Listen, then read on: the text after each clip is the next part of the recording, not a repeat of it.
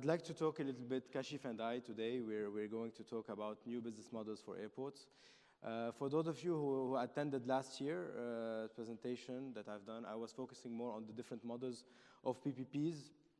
This year, I'll be focusing more on digitalization and technology, as well as sustainability in the airport business. I don't want to bore you with the initial few slides, so just to give you an idea about where do I come from. So Aegis is a 1.2 billion euros company. We are specialized in aviation consultancy, engineering, and airport operations and investment. We are present in more than 100 countries. We are around 15,000 employees, and we have 65 years of experience. We are owned by the Caisse des Dépôts, which is a sovereign fund of France at a level of 75%, and 25% by the employees themselves. We are present on the different areas of an airport, and we intervene on different major areas as well, from initial consultancy up to project PPP and project financing, and of course project management, integration and operational support. And we do not cover just the airport. We cover as well the air traffic management, so all the airspace around the airport, and as well the city access through the different expertise that we have within our group. These are the 2018 figures, so I'm happy to say that these are the airports that we operate. So today we are at 17 airports around the world. We've added one new airport in France, and the traffic grew from 28 to 32 million passengers a year in 2019. As you can see, our targets are small to medium-sized airports in terms of investment. So we prefer airports that are between 5 and 10 million passengers a year, where we are the airport operator and the airport investor as well. We have an extensive presence in the region with more than 1,000. Now this year it will grow to 1,500 to 1,600 because of new recently awarded projects. And as you can see in the region, we have as well, maybe you know some other brands like Helios, Projax, Inhabit, Ten Design. All of them are Aegis companies that were recently acquired and that reinforce our presence in the region. And we are close to any client, as you can see from the map or from different offices that we have. We have good coverage on all the areas. Let's go into some basics. These are some old slides that I always like to put. So just when you talk about airport PPP, we'd like to talk about equilibrium and balance. And this is something really very important. So from one side, you have your revenues. So the different revenues coming from aeronautical, non-aeronautical revenues, coming from your duty-free, coming from your passenger processing, coming from your airlines, and so on. And from another side, you have your expenses. So, of course, one of the major expenses and the everlasting expense is the OPEX. So, in terms of OPEX, you have your salaries, and you have your facility management contracts, you have your ongoing maintenance. It's a good number that we have.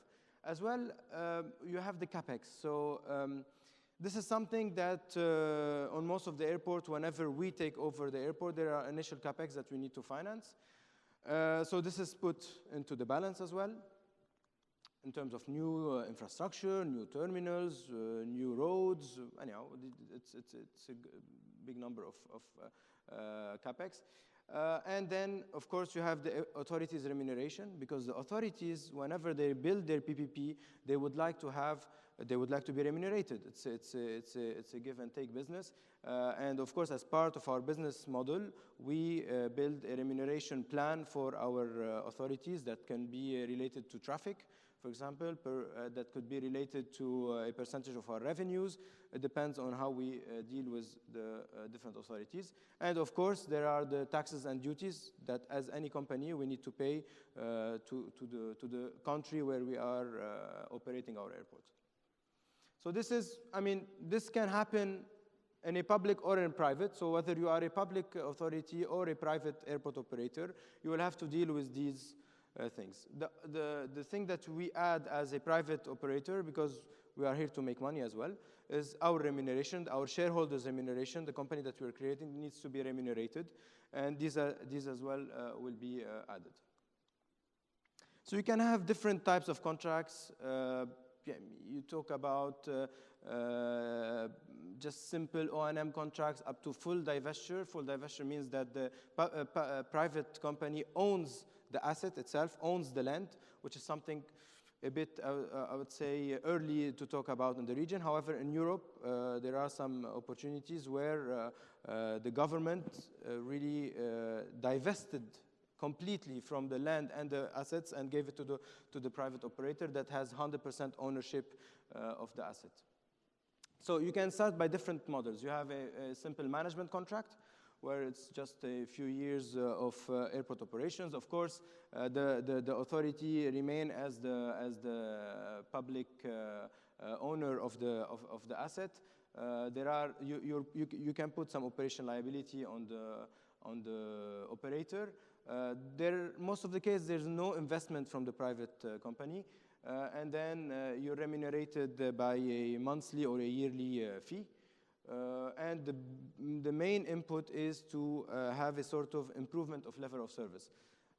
Lease contract is a bit similar on a longer period with different remuneration topics. So, for example, this is a management contract. It's exactly what happened in Riyadh Terminal 5. With Dublin having a management contract for 5 years, and on T4 in Kuwait, where Shanghai had as well a similar contract for the management operation of T4 in Kuwait airport. Then you have the most typical one, the one that we see the most, is the concession contract, where you have a 15 to 30 years contract. The private takes the full liability on the capex. He takes the full liability on the operations. He shares the revenues with the public authorities. And this is something that is not really very current in the region, although a lot of states need to implement it and want to implement it.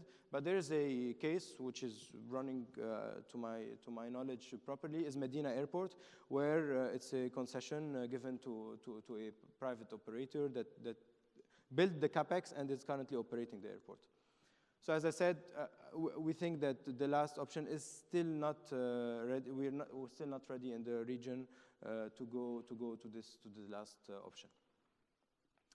Right. So this is the theoretical part. I'll go maybe to give you some examples on sustainability and technology, because they are really important topics. They are topics that we hear a lot. They are topics that are trendy. They are topics that airport operators like to invest in nowadays, and it gives a good impression to the public and the users of the airport. So my first topic is be sustainable. We want to be sustainable. As an industry as well, we have the responsibility to be sustainable. We have the obligation to be sustainable, and we need to take the needed actions to do so. Why do we have this obligation? I mean, as an industry, we are part of this community, and we have obligations. And the aviation industry is part of the global organization of the world, and we abide by these UN Sustainability Development Goals. And these are very important to the development of our societies. So for instance, when we speak about UN Sustainability Goals, I want to just put you through the theory and give you some examples on how we can apply it in the airport business. So boosting the economy of underdeveloped countries, this is really key. And we know that there's a lot of underdeveloped countries that need this, and they want to have better infrastructure, and this is a way to develop further and further the economy of the country and the well-being of the people living in this country. Transparency, this is a key topic. It's part of the sustainable development.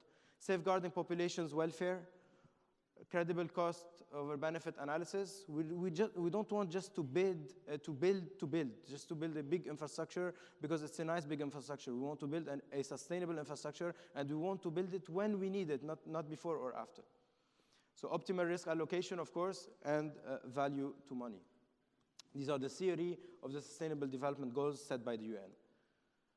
So if we want to reflect this in our airport business, we can reflect it under 4 different topics. The first topic would be to be economic viable, so a bit what I said before. So better utilization of assets, trying to squeeze in capacity as much as possible while keeping the high level of service by using technology, by using so on. And this means that we are not going into a major expansion before it's needed. Reduce OPEX and maintenance costs. This is like doing energy audits, making sure that our airports are sustainable, making sure that we are not spending energy and overstaffing sometimes on some of the areas. Revenue diversification, so going to new areas of diversification that could be good to the environment as well. And then operational efficiency, because it's linked. So efficient use of resources and facilities, really we need to be as efficient as possible. And this is energy, this is water, this is different types of even fuel, different type of resources on an airport, and minimize waste as much as possible, doing recycling and so on. So social responsibility, and we are seeing it more and more in our airports. The airport is a part of the community. The airport needs to be really investing and contributing to development of the community and the area around it, and this is really key. Part of it is just by improving the passenger experience within the airport, because it is a contribution to the welfare of the people. And another part of it is the enhanced quality of life of the socio-economic well-being. That means that an airport could, for example, contribute some part of its revenues to NGOs, and especially local ones that are next to it. And last but not least, natural resources conservation. So conserve and protect resources, reduce the impacts as much as possible. For example, using smart taxiing for airlines, trying to turn the engine as late as possible. This is really key, and it saves the environment. And facilitate environmental approval and permitting. I think this slide really covers everything. I'll just give you some examples. This is a terminal that we designed and we're currently supervising in Algeria. It's in Oran. Which is the second city of Algeria. All of the roof is photovoltaic, and 20% of the energy needs of the roof is generated, of the terminal is generated by the roof itself. So this is something that I think is very practical and can be easily implemented in our region. Of course, there are key considerations to take into consideration, like the flare of the solar panels, making sure that they do not impact the pilots, but studies can be done, and this can be easily implemented. As part of our airport network, we operate Abidjan Airport, which is the only ACA carbon neutral airport in Africa. So we are carbon neutral, 100%. There's no emissions that are not reused in this airport in Abidjan. This is a key, I would say, example of how to wisely plan your staff. And this could be for your airport operations staff, this could be for your customs staff, this could be for your police staff, making sure to use data and historical data to project the right number of staff at the right time during the day. So we use these sort of curves that are part of our statistics to see in which areas of the day we were overstaffed or understaffed in order to better predict for the future and put the right number of people in our airports. Right, so I'll go now to on the innovation part. So just give you some example of innovation, digitalization, and how to be smart in our airport approach. It's a lot of things that can happen at the same time. So it could be from flow monitoring and management, like we can do put sensors all over the terminal, making sure that the flow are monitored and making sure that we are predicting the right number of people within the terminal. Process automation, using smart IDs, using e-gates, using this sort of thing. Collaborative decision making, and this is key. Making sure that all the people on your terminal, on your airport are together, sitting together, taking decisions, making sure to reduce disruptions as much as possible. Go to a smart building in order to reduce energy and utility cost. Passenger engagement, so we can engage into a sort of a mobile application to engage our passenger, get their feedback, and as well make them spend a little bit more in our airports through giving them an idea about what to expect in their duty-free and so on. Predictive maintenance, this is key. This is where, I mean, a lot of your OpEx can go. If you're not doing properly predictive maintenance, you can go into a lot of big damage that will cost you much more to repair than if you were doing proper predictive maintenance.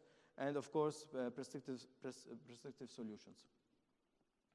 So just to give you an idea, we recently installed in our airport in Cyprus, and the two airports actually, in Larnaca and Paphos, we installed these kiosks that are a way of e-gate. However, it's not fully automated. It's just you go on the kiosk, you put your information, you pass the border, and then you get a printout, and you just give the printout to the border police after the machines, and then you pass. So this is a joint, this is the importance of collaboration. So it's a joint project between Hermes Airports, which is our company operating both Larnaca and Paphos airports, the Ministry of Transportation of Cyprus, and the Cyprus Police.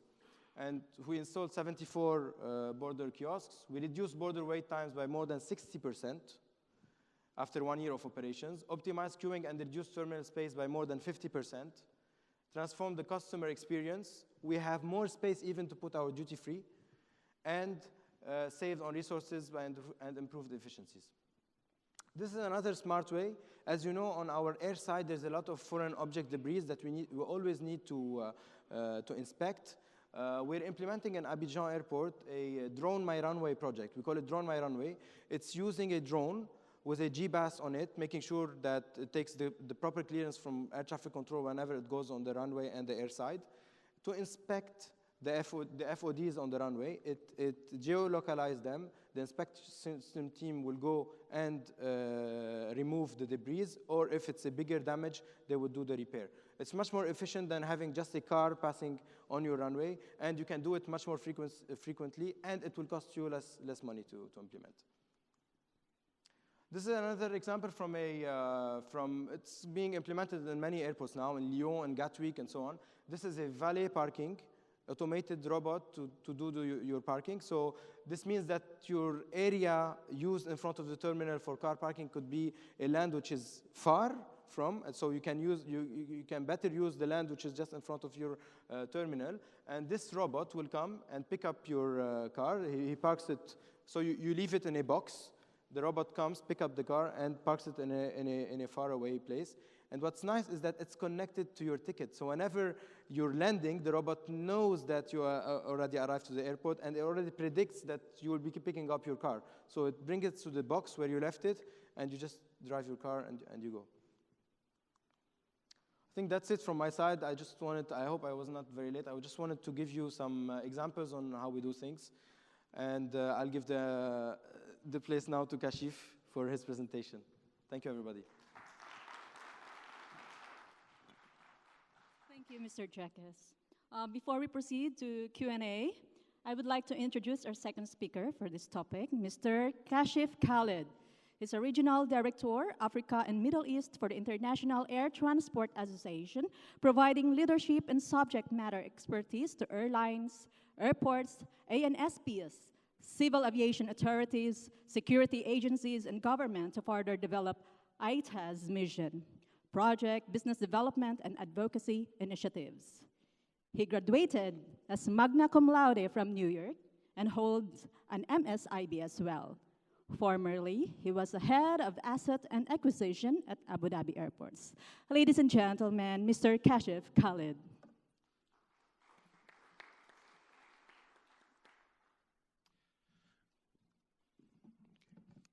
Right. Your Excellencies, ladies and gentlemen, good morning, Assalamu alaikum. As I was introduced by my colleague and my friend, Jacques, my name is Kashif Khalid, and I'm the Regional Director for IATA, covering Africa, Middle East, and Near Asia. What I would like to do for my presentation today is really set the scene as to why is investment in infrastructure necessary. And to do that, we're going to discuss a little bit about business models and build upon what Jacques has mentioned. But I'd like to set the scene as to where the industry is headed first. So if we look at the aviation industry today, we have roughly 10 million passengers that take to the skies every single day. In addition to that, we have 104,000 flights that take off and land safely as a result of the collaboration that we have amongst airports, ANSPs, civil aviation authorities, and governments. and nearly $20 billion worth of cargo is transported every single day. I mean, if we put that into perspective, that's a tremendous amount of aviation activity that takes place, and I'll narrow in on what it means for the Middle East and Africa. So in the Middle East, air transport supports approximately 2.4 million jobs and contributes about $160 billion worth of GDP. We heard in the opening keynote from Indra that a significant portion of the UAE's GDP relies on aviation and tourism, and we at IATA estimate that to be around 24%. Aviation is the backbone of many industries in the region, and as many governments diversify away from hydrocarbon revenues and look at tourism and development, aviation will be supporting that growth. But it's not only that passenger numbers are growing. What we're seeing and what we forecasted is that passenger numbers are going to more than double in the next 20 years. But if you see on the other axis, the time it takes for passengers to take to the skies has been cut in half. So in essence, what that means is people are traveling more frequently than they used to. Think 20 years ago about how many trips you used to take annually versus today, and you'll see that the propensity for air travel is increasing as the passenger numbers grow as well. And this is driven not only by the growth of legacy airlines, but also the LCCs. And in the Middle East, we firmly believe that there's still tremendous scope for the growth of airline activity. From an airline perspective, the net profit by region varies greatly. So as you can see, North America is slightly more profitable than the other regions, and this is largely driven by slightly more antiquated infrastructure and airlines using equipment that are much older than the Middle East peers, which have newer equipment and greater operating costs. Africa, unfortunately, still on a per-profit basis, is not operating at industry average, and that's because of the cost of doing business in Africa is extremely high as opposed to other areas, and I'll discuss a little bit more. If there's one slide that I want you to remember, it would be this one. So these are the latest IATA passenger traffic forecasts. And if you can see, in 2019, we were roughly at about 4 billion passengers globally. And the blue line represents, if we keep policies constant, where the industry is going to head by the year 2037. So we are expecting the industry to more than double in the next 19 to 20 years. But think about the liberalization that's taking place in, for example, Saudi Arabia, in many of the other regions, India, China as well. If governments liberalize their aviation policy, we could more than triple the amount of passengers in the next 20 years. And why it's important for us to understand this is, think about the impact this is going to have on our airports, our ANSP providers, the ATM movements and overflights, as well as slots.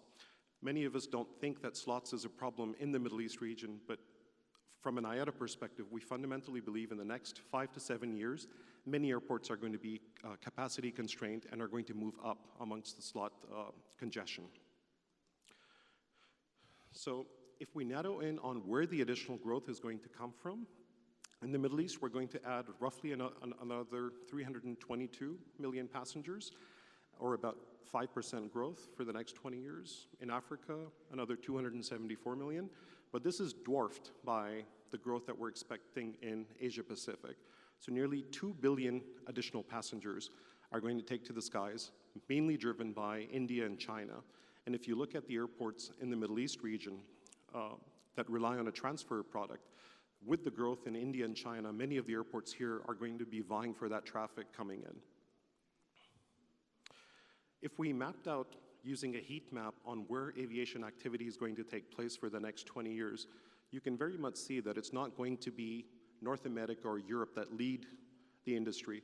The growth is very much coming from emerging markets such as the Indian subcontinent, parts of Africa, China, Thailand, and Indonesia.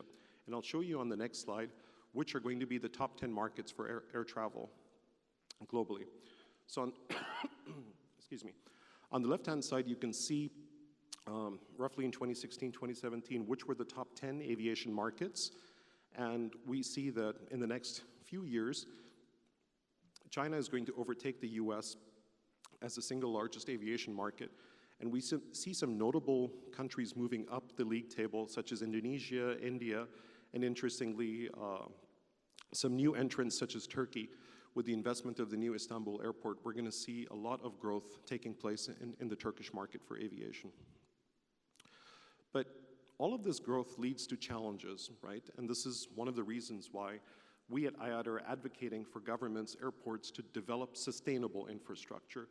All of this growth needs to be managed in a cost-effective and sustainable way. And how are airports going to do that, or how are governments going to invest in that capacity? So the challenge that we've looked at is the 100 biggest airports right now will be capacity constrained within the next 5 years. So that puts a demand on governments to invest more in infrastructure, requires a lot of capital, and it also requires more efficient operations as well. And already we see many governments around the world are turning to PPPs, concessions, or other forms of management contracts to manage the growth that's taking place. But from an industry perspective, both ICAO and IATA advocate that this needs to be done in an organized fashion, because we have yet to see the perfect example for public-private partnerships. What are our concerns on privatization? Contrary to a popular belief, many people believe that IATA is against privatization. The truth is, IATA advocates for sustainable development of infrastructure. We know where the industry is headed from a growth perspective, and we want governments to invest in infrastructure. But why are we concerned is that often there's a lack of competition or sufficient economic regulations to protect consumers and airlines from the fallout of privatizations. Many governments and airports also prioritize short-term financial gains as opposed to looking at the larger interest of the economy and of the users as well. And we also want governments and airports to think about alternative models. Is privatizing your airport or doing a concession the best model? Perhaps you want to keep ownership and control and hire private sector organizations through a management contract. And we advocate for transparency throughout the process so that consumers, airlines, and stakeholders know what the concession or the private PPP process entails. So as mentioned, we at IATA have done a thorough exercise with our partners at McKinsey and Deloitte on looking at airport transactions that have taken place over the last 15 years. And we see that some of the examples are still missing. We still see a lack of a robust business case. We often see limited stakeholder engagement. Oftentimes, airports come to the PPP market without the involvement of the airline users or consumers. And we see a lack of transparency in the process as well. We've also noticed that privatized airports tend to be slightly more expensive than airports in government hands. And this is a detailed analysis we've done of approximately 137 airports that have been developed or operated with some private sector participation.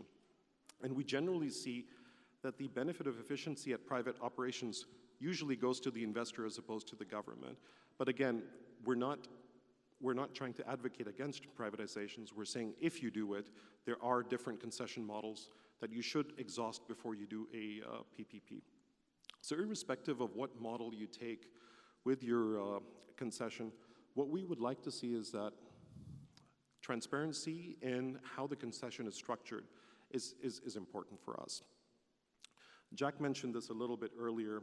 There's a plethora of public-private partnerships and models out there. And we have seen that still some of the best airports are within government hands. So if you look at the likes of Singapore, Changi, Munich, Incheon, even Dubai, governments, if they have the appetite and the desire, can actually build quality infrastructure and operate it to world-class standards. So what we're advocating for is that there's significant scope for improvement in the airport concession model. If you do decide to look at a PPP option, try and look at all the challenges that exist and use industry consultation to develop a win-win concession model. And this is what we're advocating for, is a balanced approach to public-private partnerships, as opposed to thinking of airport privatizations as a purely financial exercise. So what we'd like to do is move away from what we call the vicious cycle to the virtuous cycle on the right-hand side. And I'll get a little bit into detail about this, and I can spend some more time if you're interested to learn what IATA can do to help you with your PPP projects.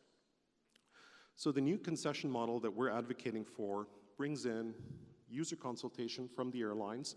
So the airlines have a say, and they're not just used as a traffic figure on what the growth entails for the airport as well, but also how the passenger experience is going to be factored into your PPP model. What obligations do the users have? What obligations do the airport operators have? But also how the new model benefits stakeholders and the government as well. So in terms of defining a balanced concession, as I mentioned earlier, what we want is these four pillars, is collaboration with the industry, a transparent and information sharing amongst the government and the airports, as well as balancing the risk and rewards and mutual interest for the stakeholders. And we've seen that where governments do decide to do this, you're able to get better solutions for all stakeholders. And we have a couple of examples that I could show. And recently, in the last year, we've published 2 guidelines for the industry. The first one is, excuse me, the Airport Economic Regulation Handbook, jointly developed between Deloitte and IATA. And the second one is the one that we launched in November, which is the balanced concessions for the airport industry. Both of these guidelines are free and available on the IATA website. And if you need publications, I'm sure I could get you a copy. So this is not meant to be an eye test, but we've mapped out every step of the way in an airport PPP process where things could go wrong without user consultation or the involvement of the industry. And through the IATA standards, through consultation, through having better service levels agreed between the airports and the airlines, we've developed what we call a win-win approach to the same challenges. And I know there's a lot of information on here, but we could definitely share this with all of you. Where can IATA help in terms of the concession design process?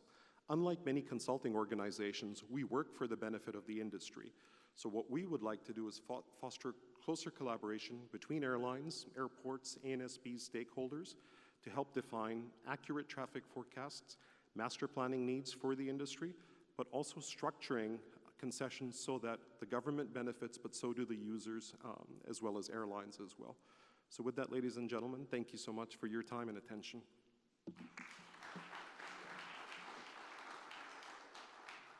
Thank you so much, Mr. Kashif. We are moving on to Q&A. So we would like everyone to participate, please.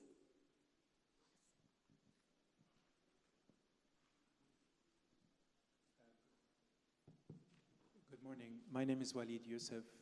Kashif, I'd like to ask you a question. You gave examples of public operators that are successful.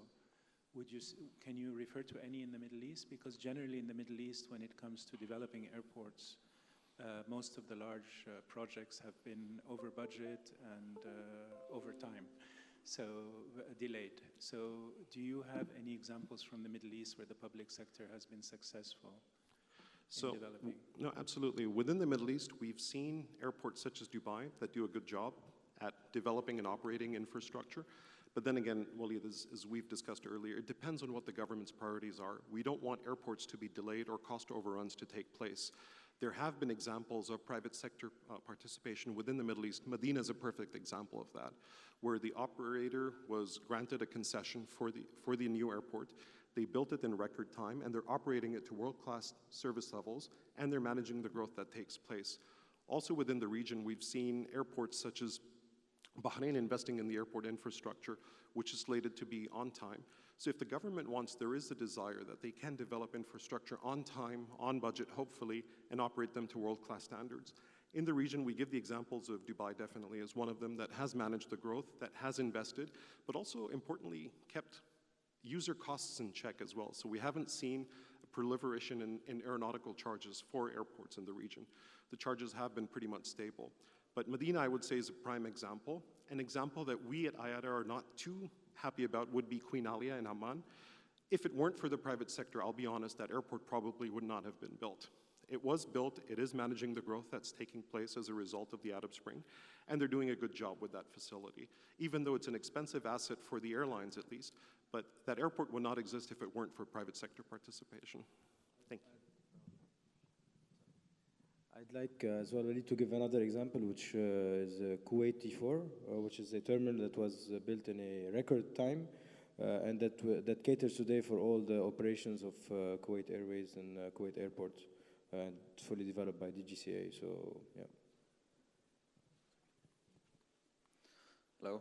Hi, Khalid. Just building on this question, so there have been some revenue sharing, as you have mentioned, Medina and Queen Alia, but we haven't seen this model replicated so frequently in the Middle East, despite that this seems like the ultimate solution for a lot of losing airports as well.